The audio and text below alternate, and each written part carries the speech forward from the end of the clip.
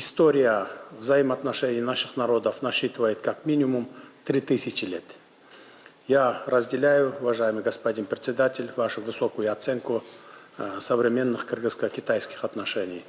Для меня большая честь и в то же время огромная радость вновь находиться на гостеприимной земле Китайской Народной Республики и иметь возможность лично поздравить вас, а также весь дружественный народ Китая с праздником весны Чунцзе.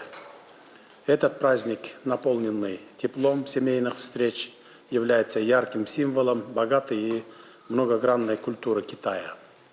В новом году мы желаем нашим странам и нашим народам мира, благополучия, процветания и новых достижений. От себя лично и от имени нашей делегации благодарю вас за радушие, гостеприимство и самый сердечный прием.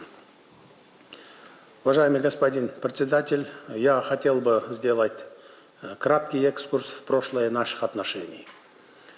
Свой первый зарубежный визит в Китай на посту президента Кыргызской Республики я совершил ровно 3 года назад, 6 февраля 2022 года. Я помню нашу встречу, первую встречу с вами, уважаемый господин председатель, нашу теплую беседу. Для меня было большой радостью найти в вашем лице надежного друга Кыргызстана. Мы вместе с вами принимали участие в церемонии открытия 24-х зимних Олимпийских игр в Пекине. Глубоко символично, что послезавтра в городе Харбине мы с вами примем участие в церемонии открытия 9-х зимних азиатских игр.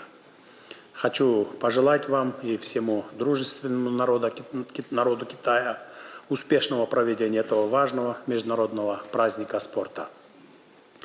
Когда Китай проводит у себя подобные крупные спортивные мероприятия, и размах, и масштаб не удается превзойти ни одному государству в мире.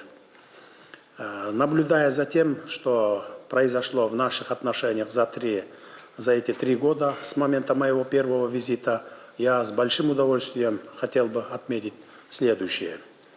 В 2023 году мы вместе с вами, дорогой друг, вывели двусторонние отношения на уровень всеобъемлющего стратегического партнерства.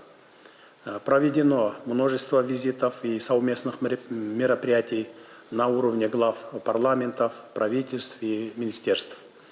Отдельно хочу отметить успешное межрегиональное сотрудничество. За последнее время Кыргызстан посетили руководители провинций Шандунь, Шэньси, Цинхай и Суар и установили личные отношения с главами наших областей. Такое тесное межрегиональное взаимодействие начало давать хорошие плоды.